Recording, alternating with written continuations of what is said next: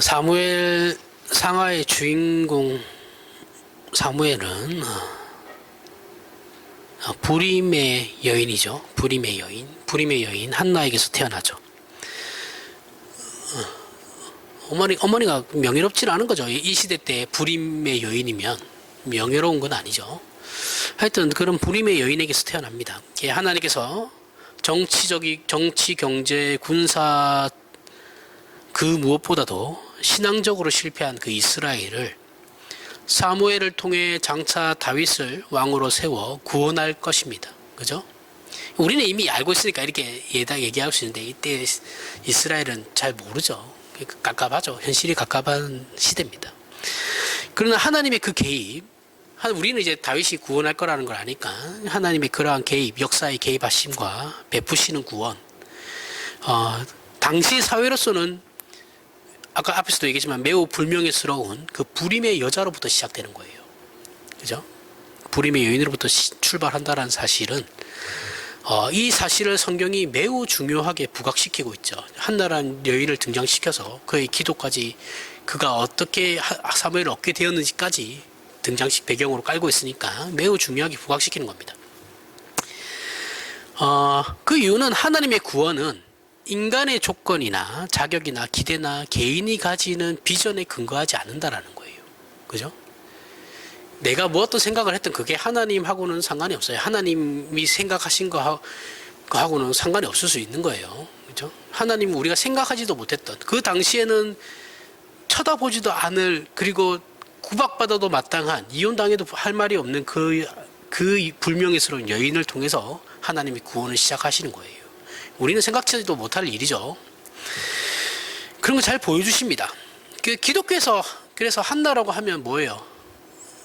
별명이 뭐가 있어요? 기도의 여인이죠. 그죠?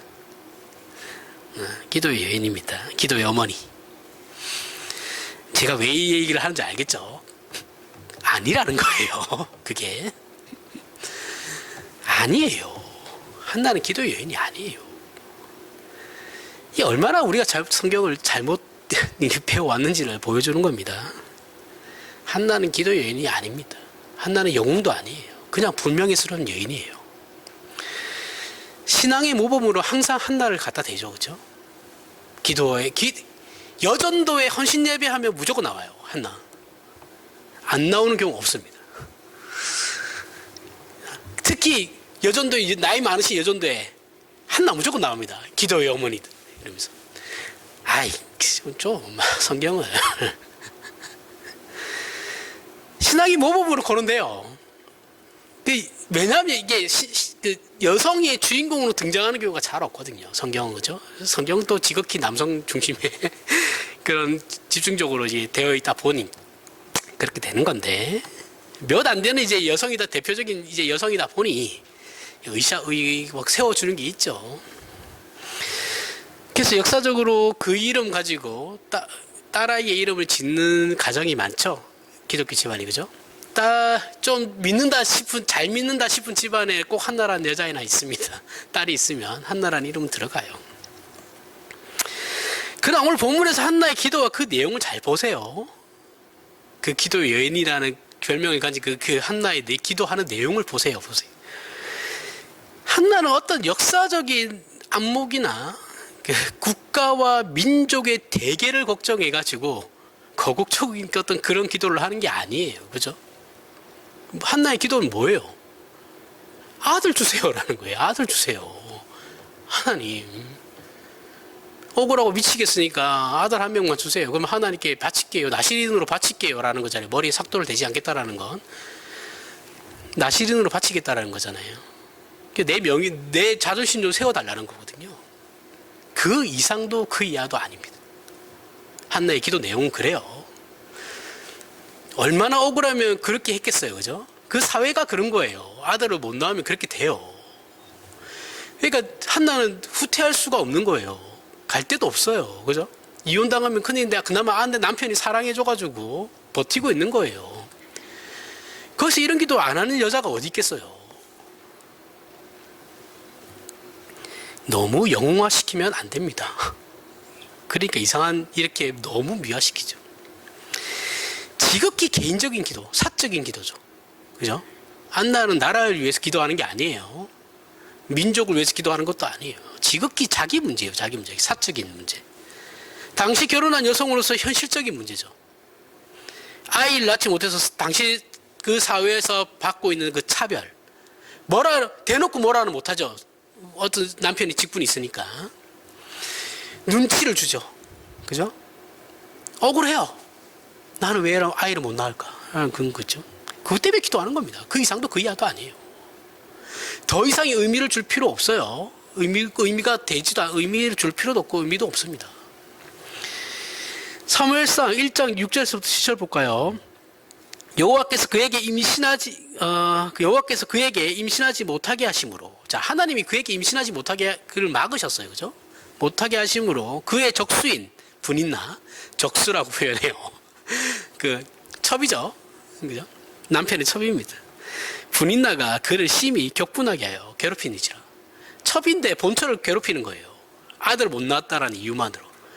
상종도 안 되는, 겸상도 못할 처지의 여자 첩이 본처를 건드리는 거예요. 아이 못 낳았다고. 열받죠. 자존심 상하죠.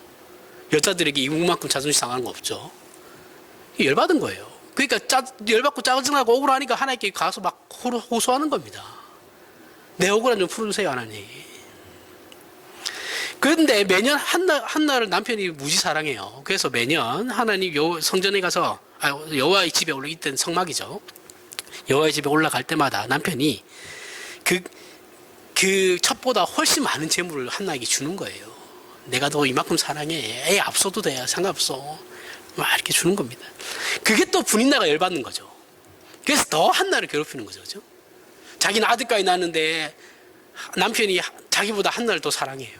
본처를 더 사랑해요. 그러니까 첩으로서는 또 열받는 거죠. 질투가 나죠. 그래가지고 더 그러니까 이제 한나가 열받아가지고 짜증나가지고 하나 옆에 나온 겁니다. 그 이상도 그 이하도 아니에요. 이 내용은 한나의 기도의 동기는 뭐예요? 한나가 기도하게 된 동기, 열받아서예요. 분인나 때문에. 그죠? 자존심 상해서입니다. 그 이상도 그 이하도 아니에요. 10절 11절에 한나가 마음이 괴로워서 여호와께 기도하고 통곡하며 서원하여 이르되, 만군의 여호와여, 만일 주의 요정의 고통을 돌아보시고 나를 기억하사 주의 요정을 잊지 아니하시고 주의 요정에게 아들을 주시면 내가 그의 평생에 그를 여호와께 드리고 삭도를 그의 머리 대지 않아야겠네. 아들만 주십시오. 내가 하나님께 그 아들 바칠게요. 나시린으로 바치겠습니다. 제발 아들만 하나 주십시오. 라는 거죠. 그래서 제가 얘기했죠. 민족과 국가와 하나님이 어떠한 큰 일들을 위해서 기도하는 게 아니에요. 그죠? 지극히 개인적이고 자존심 상한 문제 때문에 억울해서 기도하는 겁니다. 이게 너무 미화시켰죠. 기독교가 이 한나에 대해서. 그래서 우린 지레짐작 한나는 기도를 많이 하는 여인일 거다라고 생각하는 거예요. 아닙니다. 절대 아니에요. 제대로 이해하고 해석하려고 하지 않죠. 우리는 지레짐작 이미 그렇게 배워왔고 그렇게 생각하고 있으니까. 그 생각을 바꿀 생각은 전혀 없어요. 여기에 기록된 대로 읽으면 그녀의 기도는 자존심 싸움 위에는 아무런 생각이 없는 한심한 내용이에요. 한심한 내용의 기도거든요. 뭐가 있어요? 자존심 싸움 말고 하나님 내가 억울해요 하니까 아들 못 낳아서 억울하고 내가 지금 어떤 차별을 받고 있는지 아시죠? 내 이 억울함 풀어주세요. 그럼 아들만 하나 주시면 내가 하나님께 아들 그거 바칠게요. 이거 자기 자존심이잖아요. 자존심이 아무것도 없어요. 훌륭한 기도의 내용이 아니에요. 사실이 그렇죠. 그래서 제가 늘 얘기하는 게 성경은 영웅을 만들지 않습니다. 영웅은 우리가 만들고 있는 거예요. 하나님은 성경의 등장인물들을 절대 영웅화시키지 않으세요. 내가 그냥 그렇게 만들고 있는 거예요.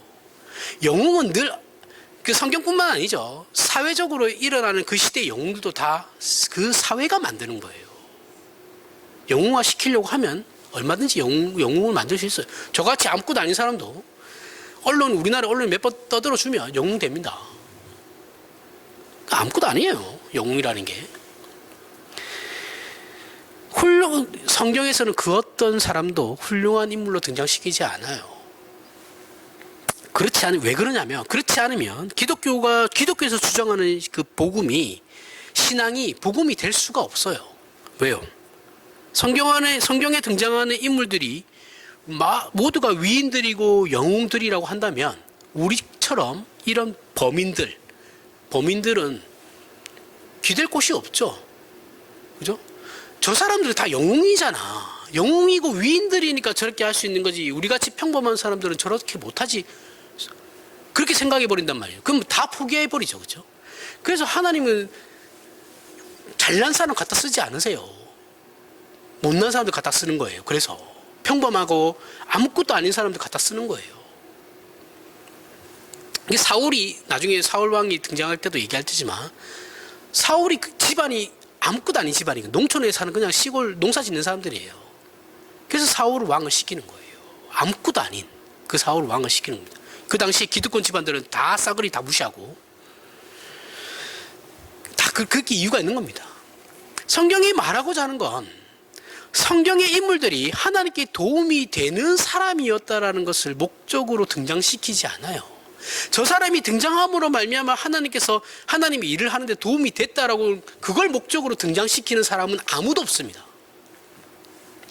누구에게나 스스로 해결할 수 없는 문제들이 있죠. 아무리 잘난 사람이라도, 그죠?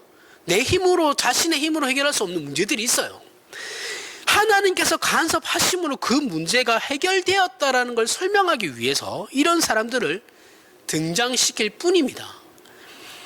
어찌되었든 하나는 현실적인 문제이면서 자존심의 문제이기도 하고 원초적이면서 원색적이기도 한 지극히 개인적인 문제를 하나님 앞에 호소를 했어요.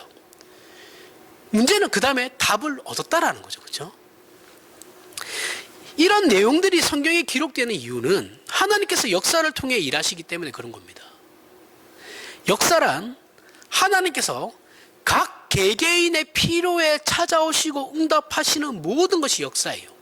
한나는 지극히 개인적인 기도를 했지만 하나님께서 그 한나의 기도를 들어주세요. 그렇죠? 그리고 사무엘이라는 걸출한 인물이 나오죠. 걸출한 인물이 나오는데 이 사무엘이 이스라엘의 역사를 바꾼단 말이죠. 그죠? 한나의 개인적인 그 기도에 하나님께서 간섭하심으로 이스라엘 역사가 바뀌는 거예요. 이렇게 얘기하면 우리는, 그럼 역사는 원래 개개인의 자질구레한 그런 삶의 얘기가 아니고 그 삶이 구성되고 기반이 되는 그 사회적인 어떤 큰 틀에 대한 문제를 얘기하는 게 아니에요. 이렇게 얘기할 수 있거든요. 근데 맞아요. 하지만 그러한 사회적인 그러한 기반들과 개인의 역사가 연결되는 거예요. 연결이 되어서 역사가 쓰여지는 겁니다. 우리는 먼저 구원, 즉 개인의 실존 속에서 하나님을 만나는 문제가 어떻게 역사와 이어지는지를 성경의 증언을 살펴볼 필요가 있죠. 에베소서 1장 7절에서부터 10절. 우리는 그리스도 안에서 그의 은혜와 은혜의 풍성함을 따라 그의 피로 말미암아 속량 곧 제사함을 받았느니라. 이는 그가 모든 지혜와 총명을 우리에게 넘치게 하사 그 뜻의 비밀을 우리에게 알리신 것이요 그의 기뻐하심을 따라 그리스도 안에서 때가 찬 경륜을 위하여 예정하신 것이니 하늘에 있는 것이나 땅에 있는 것이 다 그리스도 안에서 통일되게 하려 하십니다. 자, 우리는 개개인의 구원 문제와 인류의 전 역사 속에서 하나님의 일하시는 문제를 연결하지 못해요. 잘 연결하지 못합니다. 그래서 기껏 종말이 오기 전에 맨날 하는 말이 그거잖아요. 예수님께서 다시 오시기 전에 빨리 전도해가지고 사람들 끌어모으자. 이게 우리가 생각하는 다예요. 한국교회가. 그런 식으로밖에 생각을 못해요. 하지만 여기 에베소서에서 얘기하는 내용은 하나님께서 우리 개개인을 구원하시는 게 바로 그리스도 안에서 하늘과 땅을 통일시키는 것이다 라고 얘기하고 있는 거예요.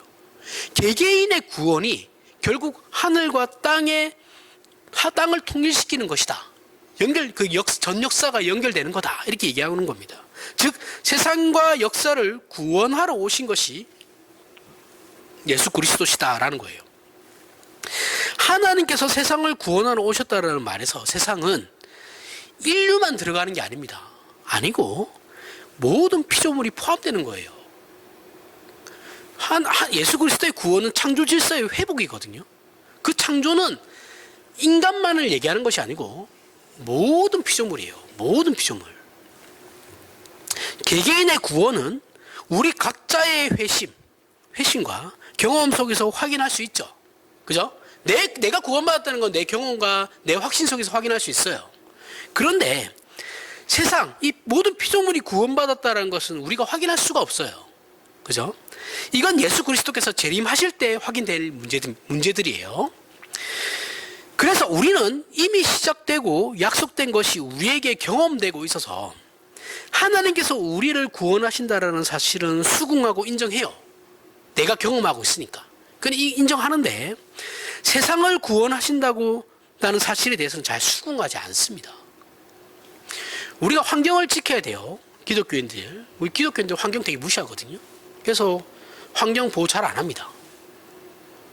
이상해요. 보수 기독교일수록 더 그래요. 아니에요. 더 지켜야 돼요. 우리가 환경을 더 지켜야 됩니다. 하나님께서 창조 질서를 회복하신 거잖아요. 그럼 우리 때문에 피해를 받고 있는 그 자연도 우리의 죄 때문에 피해를 받았거든요. 같이 타락한 거예요. 그럼 그걸 보호하기 위해서 우리가 더 애를 써야 돼요. 예를 들어서 얘기하는 겁니다. 더 잘해야 돼요.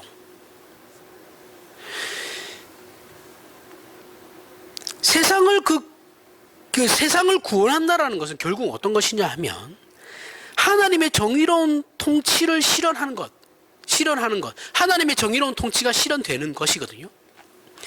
하나님의 정의로운 통치의 실현이라는 건 그러면 공정과 공평과 정의로 다스리는 하나님의 나라를 말하는 것이죠. 그죠? 이렇게 공정과 공평과 정의로 다스리시는 하나님의 나라를 만드시는 일에 가장 우선하는 게 뭐라 그랬어요? 마태복음 할 때 우리가 했는데 그 나라의 백성들을 끌어모으시는 거죠. 그죠? 하나님의 하나님의 나라가 어쨌든 극치에 이르려면 하나님이 백성들을 끌어모아야 될 거 아니에요. 그죠? 나라가 세우려면 백성이 있어야 되잖아요. 그래서 택하신 자녀들을 구원하는 일이 가장 중요한 문제로 부각이 됩니다. 그리고 이 세상을 그런 세상으로 고쳐 쓰는, 자, 이게 기독교인들이 자꾸 착각하는 것 중에 한 개가, 하나님께서는 우리를 고쳐 쓰셨잖아요. 그죠? 근데 우리도 고쳐 쓴 건 아니에요. 정확하게 얘기하면 고쳐 쓴 건 아니고, 우리를 십자가에 같이 죽이셨다가 다시 살리신 거죠. 그죠? 거듭난 자들이에요. 죽었다가 다시 태어난 자들이거든요. 신자들은. 그러니까 예전에 우리를 고치신 건 아니죠. 그죠? 아예 그냥 예수 그리스도의 십자가와 같이 죽이셨다가 같이 부활시킨 거니까. 세상을 고치지 않으세요. 하나님은 고치시지 않고 한 방에 끝내시는 거죠. 끝내시고 다시 재건축하시는 거죠. 그죠? 기존의 세상 질서는 다 무너뜨리시고 새 하늘과 새 땅이, 즉 하나님의 극치에 이른 하나님의 나라가 온다라는 겁니다. 그때서야 신자들도 몸이 변해요. 그죠? 그때서야 우리도 육체를 가진 몸에서 영원히 사는 거예요. 변하게 되는 거예요. 우리는 지금 그 과정 가운데 있거든요. 이루어진 게 아니잖아요. 그죠? 그 약속은 받았지만 그 약속을 이루어지는 그 과정 가운데 우리가 있어요. 그래서 우리야말로 피조물의 주인공이 되는 거죠. 우리 신자들은 이렇게 우리를 구원하는 것으로 하나님께서 전 인류와 각 개인의 역사에 개입하시고 주도권을 잡고 계시다는 것을 끊임없이 확인을 해야 되는 겁니다. 하나님의 자녀들을 구원하여 불러내시는 것은 하나님 나라를 이루시는 일에 가장 중심이 되는 일입니다. 이렇게 각 개인의 구원이 이 역사를 만들어 간다라는 거예요. 우리가 생각할 때는 아무것도 아닌 것 같지만 우리 각각의 그 부르심이 이 하나님의 역사를 이루어 간다라는 거예요. 그러면 우리는 하나님께서 우리 개인을 구원하시는 일과 세상과 역사를 구원하시는 일이 같은 이런 맥락이라면 왜 세상의 정치, 경제, 사회, 문화, 교육은 바뀌지 않느냐라는 거죠. 하나님께서 그렇게 많은 교인들을 신자들을 불러내셨는데 왜 세상은 안 바뀝니까? 이거잖아요. 그죠? 이 질문 할 수 있어요. 뭐라도 진전되는 부분이 있어야 될 거 아닙니까? 근데 왜 사람은 그때나 지금이나 똑같아요? 뭐 이런 의문이 들죠. 로마서 8장 16절에서부터 25절. 성령의 친히 우리의 영과 더불어 우리가 하나님의 자녀인 것을 증언하시나니 자녀이면 또한 상속자 곧 하나님의 상속자요 그리스도와 함께 한 상속자니 우리가 그와 함께 영광을 받기 위하여 고난도 함께 받아야 할 것이니라. 생각하건대 현재의 고난은 장차 우리에게 나타날 영광과 비교할 수 없도다. 피조물이 고대하는 바는 하나님의 아들들이 나타나는 것이니 피조물이 허무한데 굴복하는 것은 자기 뜻이 아니요 오직 굴복하게 하시는 이로 말미암음이라. 그 바라는 것은 피조물도 썩어지며 종노릇한 데서 해방되어 하나님의 자녀들의 영광의 자유에 이르는 것이라. 피조물이 다 이제까지 함께 탄식하며 함께 고통을 겪고 있는 것을 우리가 아느니라. 그뿐 아니라 또한 우리 곧 성령의 처음 익은 열매를 받은 우리까지도 속으로 탄식하여 양자될 것 곧 우리의 몸의 속량을 기다리느니라. 우리가 소망으로 구원을 얻었음에 보이는 소망이 아니니 보이는 것을 누가 바라리요? 만일 우리가 보지 못하는 것을 바라면 참으로 기다릴지니라. 자, 하나님께서 우리를 구원하셨고 계속해서 당신님의 자녀들을 불러내시며 그분의 나라를 채워가시고 계시는데 그리고 세상이라는 구조나 체제는 나중에 한꺼번에 바꾸시기로 작정하셨어요. 나중에 한꺼번에 바뀌는 거예요. 세상은 지금 바뀌는 게 아니에요. 지금은 그분의 백성들만 불러들이고 있는 단계인 거죠. 그러나 우리 신자들에 대해서는 한꺼번에 바꾸시지 않는다라는 거죠. 지금 불러들이시는 거죠. 그죠? 왜요? 왜 그럴까요? 인격적인 과정을 통해서 신자들은 만들어 가야 하기 때문에 그런 겁니다. 우리 신자들은 하나님의 자녀로 불러내시는 즉각적인 구원이 주어지지만 과정과 단계를 거쳐서 우리의 신앙과 인격과 성품을 완성해가는 그런 점진적인 구원이 또 있다 그랬죠. 그렇죠? 즉각적인 구원과 점진적인 구원이 있다 그랬어요. 그 성화를 이루어야 하기 때문에 인간에게는 시간이 필요한 거예요. 하나님이 너무 잘 아시죠? 그러니까 우리는 미리 불러서 훈련시키는 겁니다. 그럼 하나님께서 세상을 다스리시고 계획하시는데 왜 역사는 발전이 없습니까? 라고 질문이 생기죠. 먼저는 그건 세상이 진화되어서 하나님의 나라, 즉 천국이 만들어지는 게 아니기 때문에 그런 거예요. 제가 얘기했죠. 세상이 변해서 천국이 되는 게 아니에요. 하나님 나라가 되는 게 아니죠. 극치에 이르는 하나님 나라가 되는 게 아니에요. 세상은 없어지는 겁니다. 따라서 세상은 죄가 왕노릇하는 환경과 조건 속에서 하나님께서 그냥 그대로 내버려 두세요. 일단은 지금은 그래요. 지금은 하나님은 세상에 손을 대지 않으세요. 그냥 간섭은 하시는데 세상을 바꾸시지는 않습니다. 왜냐하면 세상은 바꿈의 대상이 아니에요. 바꿈의 대상은 우리죠, 우리. 사람이 바뀌는 거예요. 그리고 지금은 하나님의 자녀들만 불러들이는 때예요. 모든 것이 하나님의 때가 다 있는 겁니다. 그죠? 지금의 그때는 믿는 자녀 택자들을 불러들이는 게 하나님의 지금 때입니다. 그리고 그 나라를 채우는 시기예요. 복음의 때인 것이죠. 아직까지. 우리가 구원에 대해서 절대 잊지 말아야 하는 것이 하나님의 구원은 앞에서 얘기했지만 창조 질서의 회복이에요. 널 크게 봐서 전반적으로 구원은 내세적인 것만 있는 것이 아니에요. 현세적으로도 하나님의 자녀됨을 누려야 되는 거예요. 누리고 빛의 자녀로 생명과 진리를 소유한 정당한 신자로 자리매김을 하며 겸손히 이웃 앞에 서야 하는 겁니다. 하지만 그런다고 세상이 바뀌냐? 아니요, 바뀌지 않습니다. 그리스도인이 그리스도인답게 산다고 해서 세상이 바뀌느냐? 아니, 안 바뀌어요. 세상은 그대로 갑니다. 그렇다고 그러면 우리가 그렇게 사는 게 무슨 의미가 있어요? 나 내 마음 우리는 그냥 그렇게 살 필요 없잖아요. 이렇게 그런 의미로 받아들이시면 안 돼요. 세상이 바뀌지 않는다고 해서 우리가 아무것도 하지 말아야 되냐면 그건 또 아니에요. 우리는 우리의 일을 해야 돼요. 열심히. 그것도 열심히 해야 돼요. 세상이 바뀌는 거하고 문제하고는 상관이 없어요. 우리가 해야 할 일을 하는 거는. 그거는 우리가 하나님 앞에서의 나와의 문제인 것이지.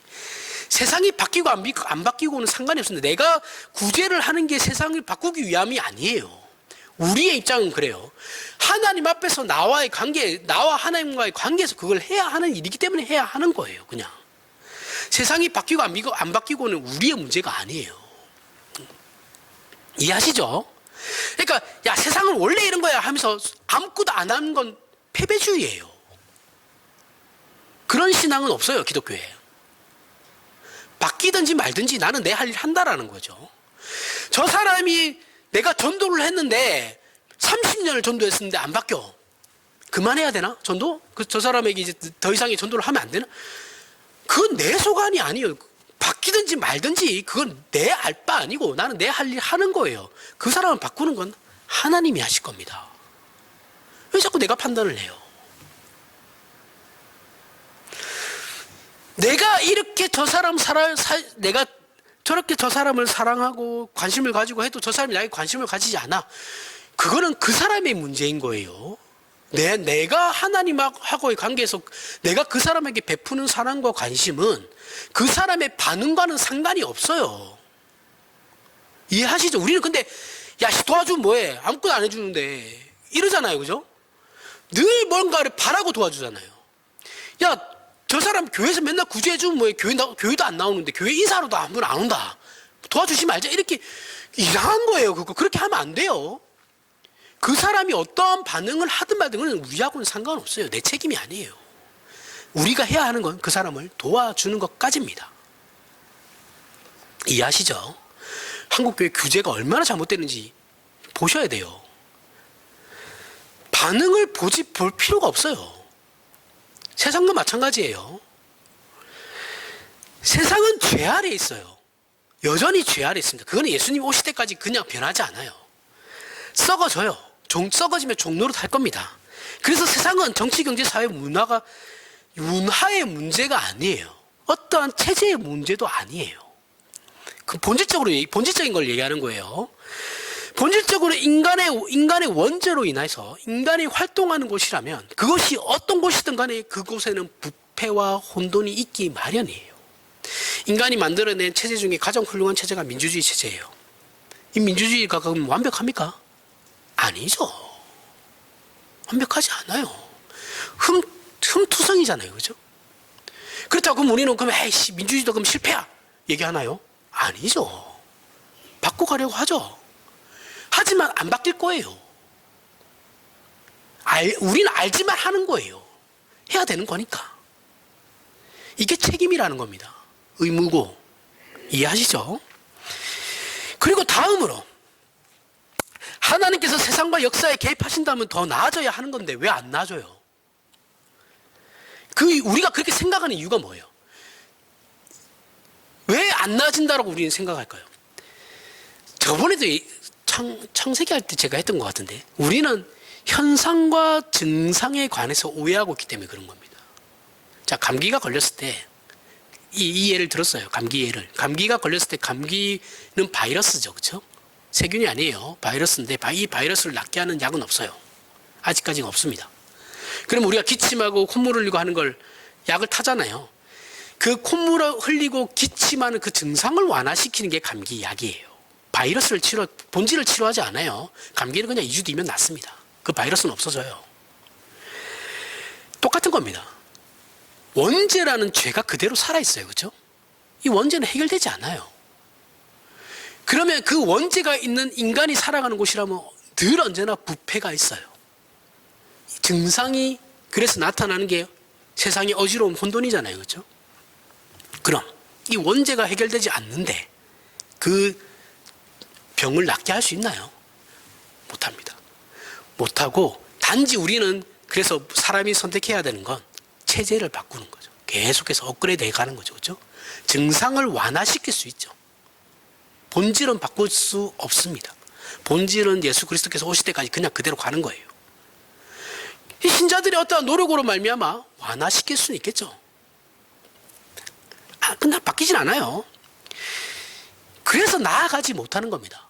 인류 역사가 어느 곳에서나 인간의 원죄인 부패가 존재하기 때문에 발생하는 증상이고 현상이라고 생각하셔야 돼요. 그렇다고 손 놔야 되냐? 그건 아니에요.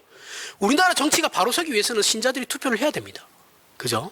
이거는 똑같은 거예요. 에휴, 그런다고 세상이 바뀌냐? 그건 내가 생각할 문제가 아니라니까요. 난 내 할 일을 해야 된다고요. 그 죄를 해결하지 못하는 한 이 문제는 해결되지 않아요. 답이 없습니다. 그게 세상에 답이 없다라는 거예요. 때문에 인간에게 그 어떤 선함이 주어진다 해도 죄의 부패성 때문에 더 나은 세상을 만들지는 못해요. 못하지만 증상을 완화시킬 수는 있다 그랬어요. 그리고 방향성도 내용도 희망도 없어 보이죠. 완화시키는 게 해결은 아니잖아요. 그죠?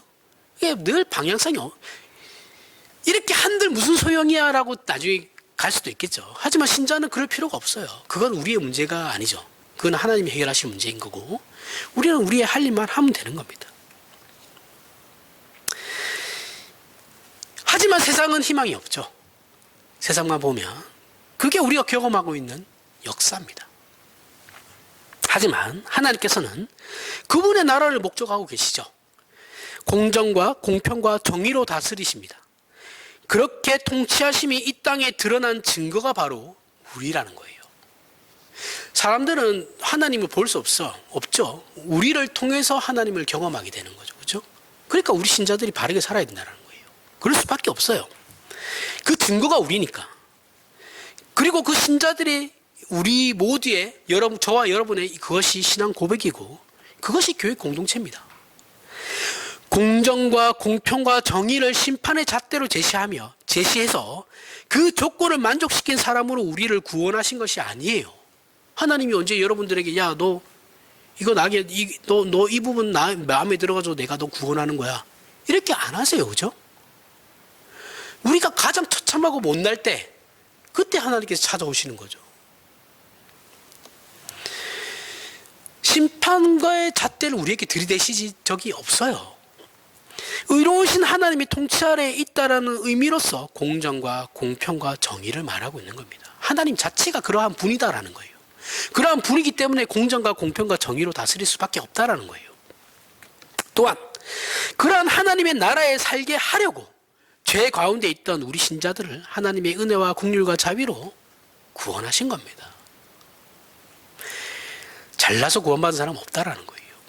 그래서 우리 신자들은 세계 역사를 통해서 죄로 인해 부패하고 반복되는 이 무질서와 혼동들, 즉 죄의 증상, 그죠? 죄의 증상과 현상. 세상이 왜 이래? 말세 심하랴? 죄의 증상이에요. 그죠? 죄로 말미암아 일어나는 증상들이에요. 그 현상들이죠.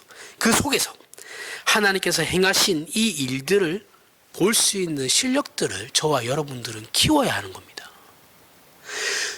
죄로밖에 보이지 않는 이 세상 속에서 하나님의 역사심을 볼 수 있어야 된다는 거예요. 그 실력이 있어야 된다는 거예요. 그런데 우리는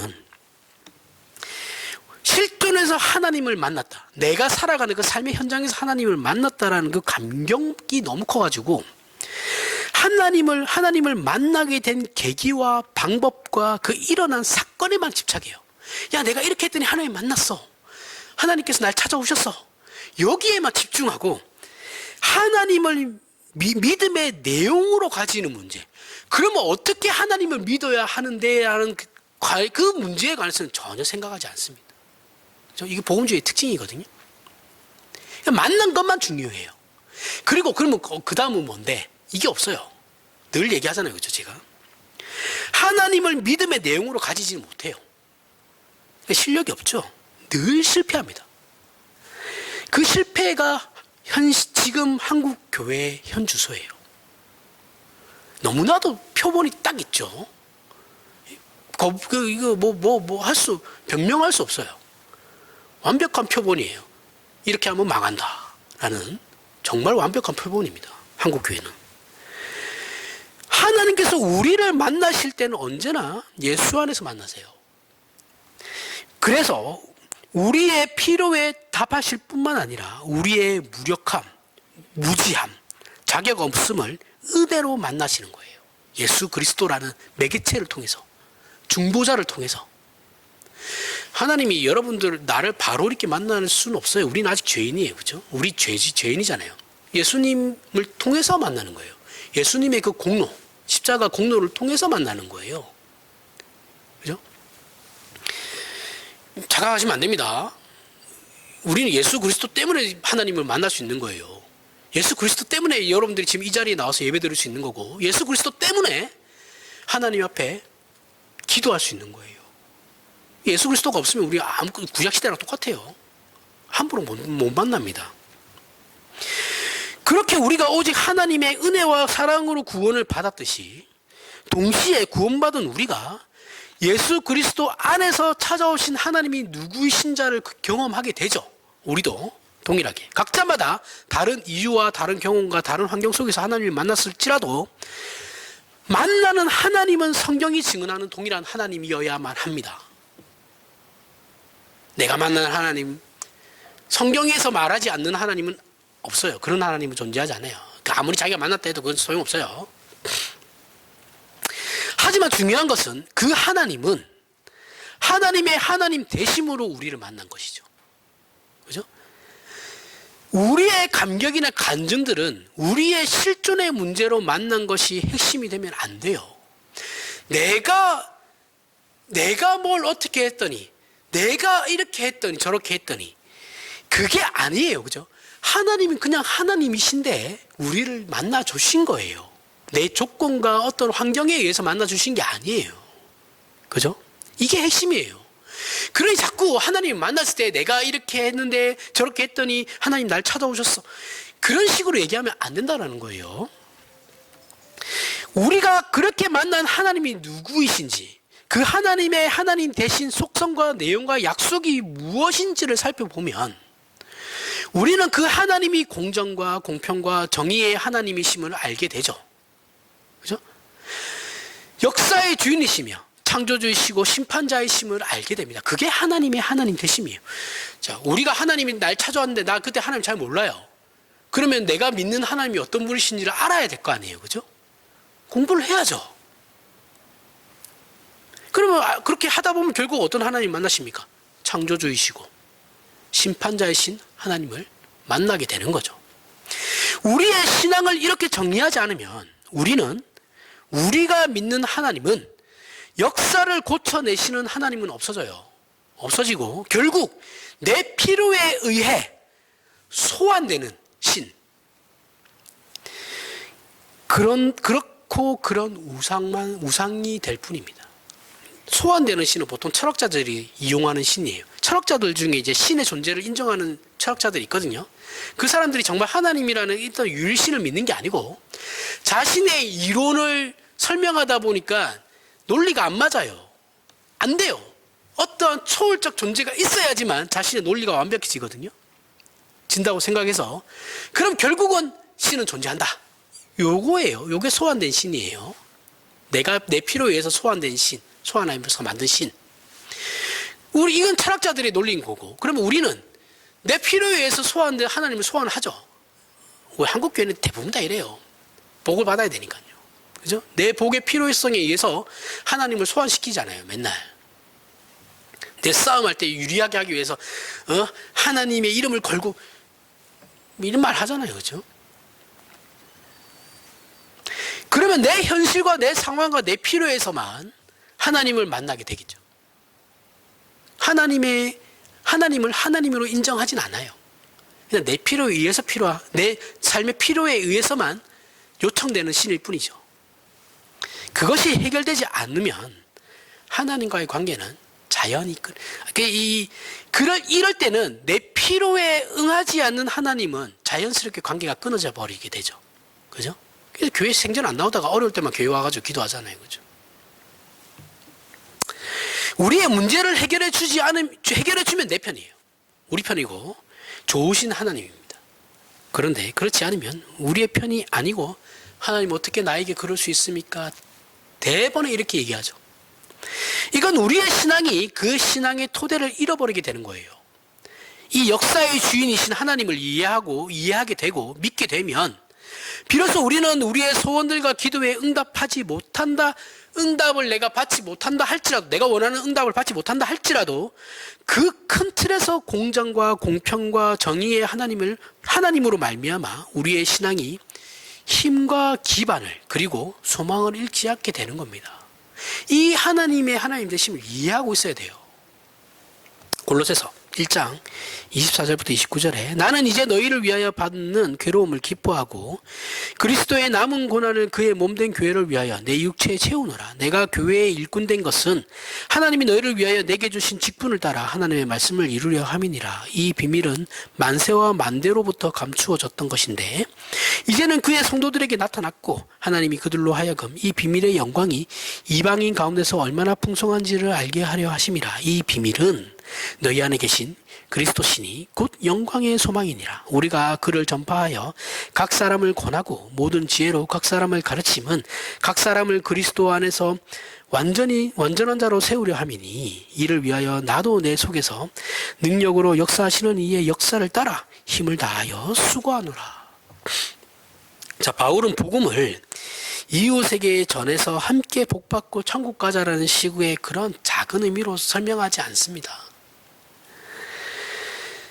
그는 자신의 사역을 하나님께서 작정하신 그 역사 속에서 하나님께서 하시려는 일에 자신이 동참하는 것으로 설명하고 있어요. 그러한 차원에서 자신의 사역을 소개합니다. 그래서 24절에 그리스도의 남은 고난, 즉 그리스도께서 십자가를 지신 일은 하나님께서 세상을 구원하시려고 작정하신 그 작정을 이루신 손길이고 개입하신 사건이며 증거로 제시하는 겁니다. 이 역사가 하나님의 나라로 하나님의 통치로 귀결되고 있으니 바울 자신도 거기에 동참하겠다라는 말이에요. 내가 보니까 이 역사가 하나님의 나라로 하나님의 통치로 결국은 귀결되는 것 같다. 나는 여기에 동참할 거다. 그거거든요. 다른 곳으로 가는 건 역행하는 거다. 잘못된 길이다. 라고 이렇게 말하고 소용없다. 이 말을 하는 겁니다. 이것을 25절, 26절에 내가 교회의 일꾼 된 것은 하나님이 너희를 위하여 내게 주신 직분을 따라 하나님의 말씀을 이루려 함이니라. 이 비밀은 만세와 만대로부터 감추어졌던 것인데 이제는 그의 성도들에게 나타났고 라는 겁니다. 여기서 비밀이라는 건 신비라는 뜻이에요. 왜 신비냐 하면 하나님께서 공정과 공평과 정의의 나라를 세워 우리로 그곳에 살게 하고 복되고 영광된 삶을 살게 하시는데 그렇게 하시는 이유가 우리에게 있지 않기 때문이다라는 거예요. 그래서 신비라는 겁니다. 하나님께서 이 일을 이루어 우리에게 복을 주시고 은혜를 베푸시며 영광된 삶을 살게 하시려는 이 모든 일이 우리가 요구한 적이 없다라는 거예요. 요구한 적이 없고 내가 동참한 적도 없어요. 그죠? 그리고 우리에게 권한이나 조건이 있는 것도 아닌데 하나님께서 이 일을 우리에게 허락하셨다라는 거예요. 이게 신비라는 거예요. 이것이 우리로서는 이해가 되지 않는 일이에요. 그러니까 비밀이에요. 그죠? 감춰진. 그 차원에서 신비입니다. 신비고 비밀입니다. 그러나 이것이 하나님께서 하시려는 역사의 목적입니다. 목적이고 세계를 향한 하나님의 작정입니다. 그런 의미에서 신자는 역사를 알고 있는 자들이다라고 말하는 거예요. 그리고 이 일의 결국이 얼마나 복된 것인지를 27절에 하나님이 그들로 하여금 이 비밀의 영광이 이방인 가운데 얼마나 풍성한지를 알게 하려 하심이라. 이 비밀은 너희 안에 계신 그리스도시니 곧 영광의 소망이니라 라고 설명하고 있는 겁니다. 이것이 우리에게 허락된 구원과 역사의 목표가 세상과 인류에게 얼마나 놀랍고 영광스러운 목표로 약속되어 있는지를 바울은 알기 때문에 그는 자신의 생애를 하나님의 이 일에 바칠 수 있는 거예요. 이것이야말로 모든 신자가 가져야 하는 기독교 신앙의 이해입니다. 이런 이해가 없으면 우리 신자들은 개인적이고 지역적인 이해관계에서 벗어나지를 못해요. 신앙을 그렇게밖에 이해하지 못합니다. 우리가 살면서 부딪히는 이 세상과 세상의 부조리 그리고 설명되지 않는 억울함 속에서 그저 비틀거리며 살아가는 것이 전부인 인생이 되고 말아요. 따라서 우리 신자는 우리의 신앙과 인생과 역사를 이렇게 큰 틀에서 보고 이해해야만 하나님의 목적과 뜻을, 그리고 그 목적과 뜻이 우리의 삶과 신앙에 어떻게 연결되고 있는지를 더욱더 명료하게 확인할 수 있게 되는 겁니다. 정말 우리에게 중요한 문제예요. 이걸 모르면 그냥 살아가는 신자가 돼요. 그냥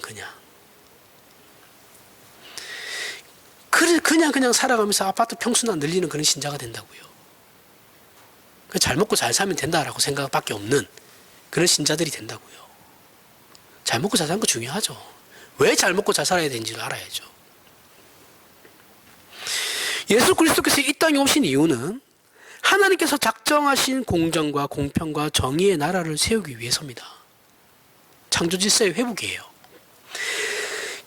이렇게 하나님의 공정과 공평과 정의의 통치는 눈먼 우리 눈을 눈뜨게 해줄 뿐만 아니라 그 눈을 복되게 사용하시려고 빛을 주시는 겁니다.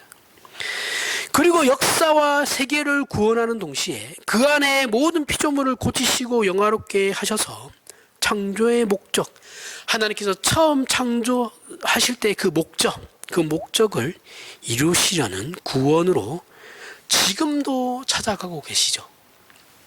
이 모든 일은 우리가 하는 게 아니죠. 그렇죠? 이 모든 일은 만군의 여호와의 열심히 이루실 겁니다.